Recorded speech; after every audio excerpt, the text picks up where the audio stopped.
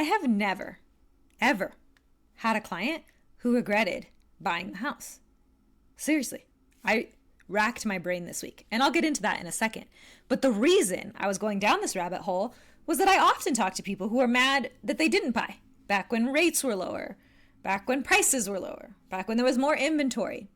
And so I think the reality is that if you choose to sit in your anger, I can guarantee a couple years from now, for one reason or another, you will be mad you didn't buy now.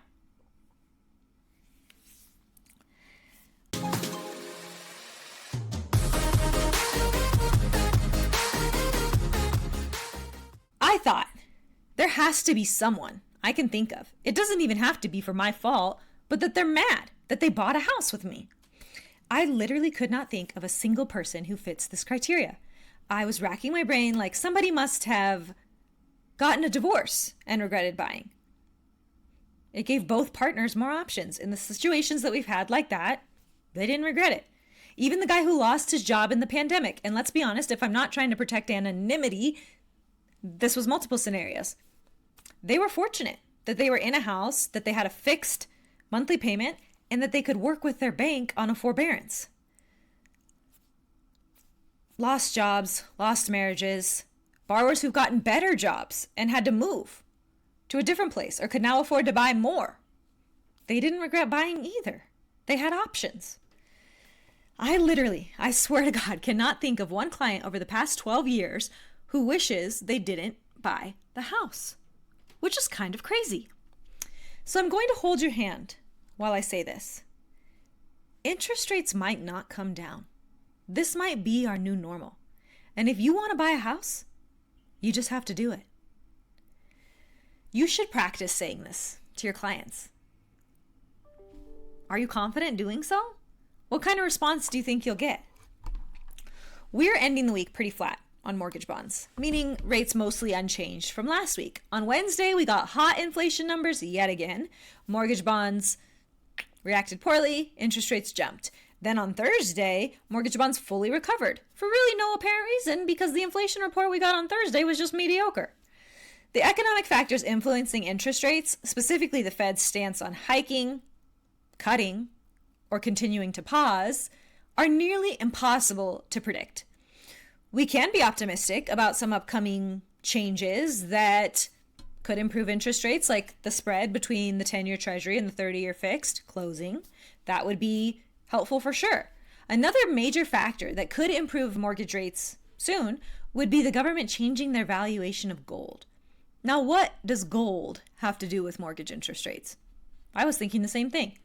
The U.S. government currently holds about $11 billion worth of gold, and this valuation is based on the 261.6 million troy ounces owned by Uncle Sam, which is about 8,200 metric tons. The price for this valuation is $42.22 per troy ounce, based on a law that was set back in 1973. If we were to update from using this bookkeeping value of gold to a market value, it would add $750 billion to our balance sheet, to the U.S. Treasury, to the government's financial situation, essentially overnight. And this would change investor demand for bonds in a major way. It would 100% affect investing behavior, potentially increasing the demand for mortgage bonds, bringing interest rates down in a very major way. Now, I'm not telling you this because it should influence your strategy for buying or selling this year. You could consider it simply anecdotal. The reality is some people will bite the bullet and get their real estate goals accomplished this year, and some people will continue to find excuses not to. I have one more story to share today. On Monday this week, I met with some first-time homebuyers, and they were coming back almost a full year after our original meeting. When we met initially, we needed to do credit repair. The main thing we were focusing on was not the price range they qualify to shop in or even the down payment funds they needed to save up. We simply needed them to boost their credit scores so they could actually qualify for a loan program. We stayed connected, and then recently they reached out, said that they had done the credit homework I gave them, asked me to update their credit, and shared a job letter. a new offer that she had received, which is huge to boosting her buying power because she switched from an hourly rate to a salaried position at a higher pay rate. That's just music to my ears. But it got better. They had also saved up some down payment funds over the past 10 months. So now they qualify to buy their first home in the $400,000 price range, and they are so excited. Now, there aren't a ton of options in Reno for a home for $400,000. That's fine. They don't even care. They're going to look in Carson City and have a short commute to Reno because they know this is a stepping stone. Closer to their financial goals, closer to their home ownership goals, closer to the home they really want to live in. Literally, like, it just made my heart feel so warm.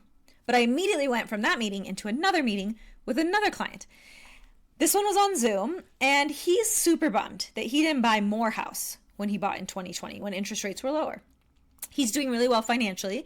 He's built a really solid foundation for himself, has excellent credit, and because he did buy before, he has about $200,000 in equity that he'll get from that house in order to buy a new house.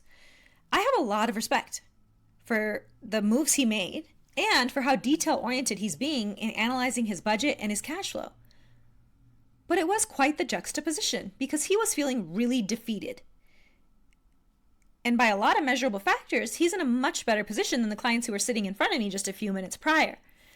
I share this story because the real estate market is always going to be a glass half full or glass half empty situation. There will always be a reason to look back with regret for not taking a certain action. But truly, if you want to buy real estate, you just have to be willing to find a way. That is the only differentiator between homeowners and renters.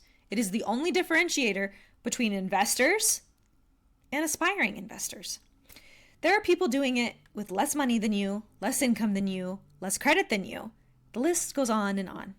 Now, I'm not talking to you specifically, but this is 100% a conversation you have to be equipped to have with your buyers and your sellers who feel trapped, who feel stuck and think they don't have any options. Because you and I both know they do. So I challenge you this weekend. How do you think you could best relay this message to your clients? I'm going to hold your hand while I say this. Interest rates may not come down. Try it and let me know how it goes.